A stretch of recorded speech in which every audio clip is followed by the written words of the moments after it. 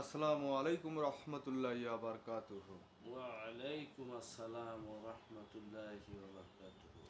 আচ্ছা মহতারাম, বলেন তো মানুষকে শয়তান কেন বলা হয়? এটা কি কোনো দলিলপত্র আছে? কোরআন হাদিস থেকে কোনো দলিলপত্র আছে, না মানুষকে অহেতু এই কথাটা বলে?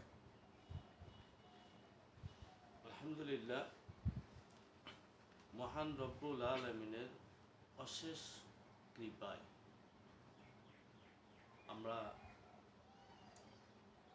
দলিল ভিত্তিক কথা কিছু কথা আলোচনা করার চেষ্টা লক্ষ্যে আমরা চেষ্টা করব।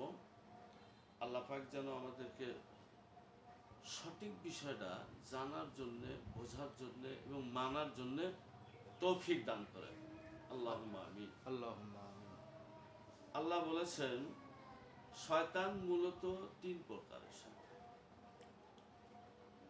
একটা হলো জিন শয়তান, আর একটা মানুষ শয়তান, আর একটা হলো শয়তানের খাতরাইয়াত শয়তান। খাতরাইয়াত। জিন শয়তানের মধ্যে সর্বপ্রথম যেটা ফেরেশতাদের নেতা ছিল, ইনি আসলে কিন্তু জিন ছিল, জিনের বাচ্চা। ওই ইতিহাস মোটামুটি আমরা সবাই জানি, বুঝি, ওটা বলতে চাচ্ছি না, শুধুমাত্র এতটুকু বলতে চাই, উনি জিনের মধ্যে থেকে এই একটা শয়তান। আর মানুষের মধ্যে থেকে কিছু মানুষ শয়তান আছে। এটা মানুষকে কেন শয়তান বলা হয়? আল্লাহ এত সুন্দর করে সৃষ্টি তার করলো। পূর্বে আমি একটা কথা বলি,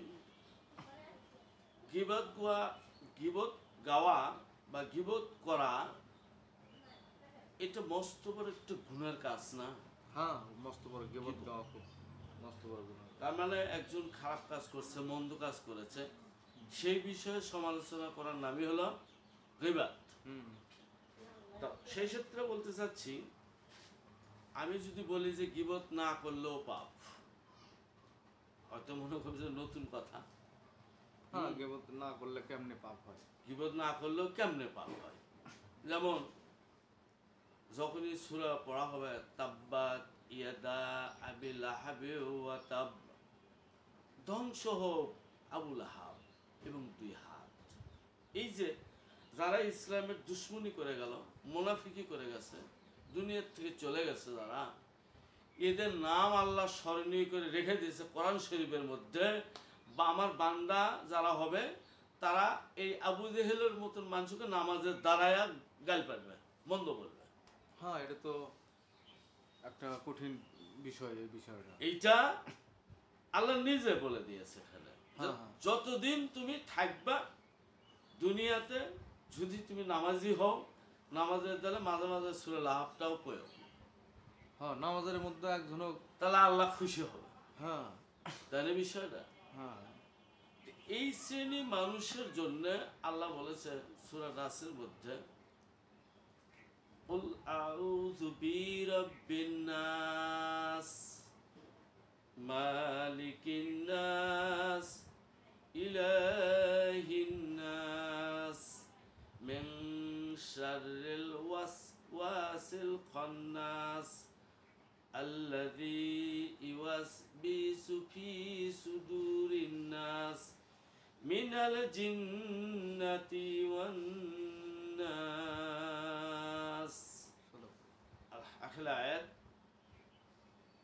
আমরা সর্বপ্রথম বলেছি কি, কুল, হাবিব আপনি বলে দিন, আপনি বলেন। এখানে অর্থটা ওইভাবে করতে হবে, এখানে হাবিব আপনি বলেন এই কথা বলা যাবে না। কারণ হলো সকল মানুষ যেন আশ্রয় চায় আমি আল্লাহর কাছে। কার কাছে? আল্লাহর কাছে।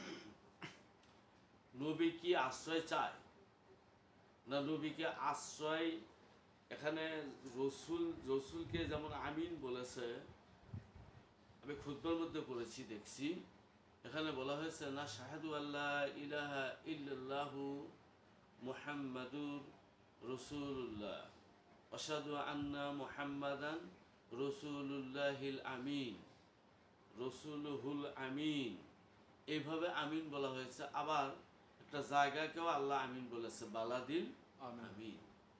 তাহলে রসুলের পিছু আমিন, আর একটা শহরের জায়গার নামও এখানে আল্লাহ আমিন বলেছে। আমিন শব্দের অর্থ নিরাপদ, শান্তির জায়গা।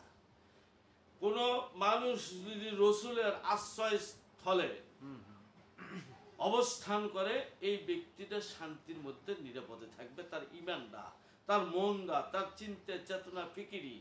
এই জন্য আল্লাহ রসুলের দৈহিক কর্মকাণ্ডের ভালোবাসা আর আল্লাহ রসুলের মহব্বতের ভালোবাসা, দুইটা ভালোবাসার মধ্যে যারা নিজেকে আশ্রয় হিসেবে, নিজেকে আশ্রিত হিসেবে নবীর মধ্যে রেখে দিবে, এই বান্দাগুলো, এই উম্মতগুলো নিরাপত্তার মধ্যে থাকবে। আর যারা এখান থেকে বের হয়ে আসবে, সে ব্যক্তিটা অনিরাপদ হয়ে যাবে। ইমান অনেক ব্যক্তি থাকতে পারে, কিন্তু সেই ইমানটা অনিরাপদ হিসেবে থাকবে। আর আল্লাহ রসুলের এই বিষয়ের মধ্যে যদি কোনো ব্যক্তি তার বিশ্বাস, তার চিন্তা চেতনা ফিকিরি যদি রেখে দেয়, আশ্রিত হিসেবে রেখে দেয়, মহব্বত লালন পালন করে, তাহলে অবশ্যই দেখবেন যে ওই ব্যক্তিটা নিরাপত্তা আছে, শান্তিতে আছে, ওই ব্যক্তির ইমানটা হেফাজত হয়ে গেছে। সুবহানাল্লাহ। এই জন্য আল্লাহ নবী করিম সাল্লাল্লাহু আলাইহি সাল্লাম যখন দুনিয়াতে থাকবে না, তখন কারা থাকবে? উলিল আমর, একজন সত্যবাদী ওলি আল্লাহ, এদের কাছে যখন ইমানটা নিরাপদ হিসেবে, আশ্রিত হিসেবে রেখে দিবে, তখন ওই ব্যক্তিকে আর এই মন্দ কাজ থেকে, শারীরিক কাজ থেকে, অনিষ্টতা কাজ থেকে নিরাপত্তা রাখবে। এই জন্য আল্লাহ বলেছে, কুল হাবিব, আপনি বলে দেন, আউযু বিরাব্বিন নাস, আমি উযু মানে আত্মরক্ষার জন্য, এই আত্মরক্ষার জন্য আমি সাহায্য চাচ্ছি কার কাছে?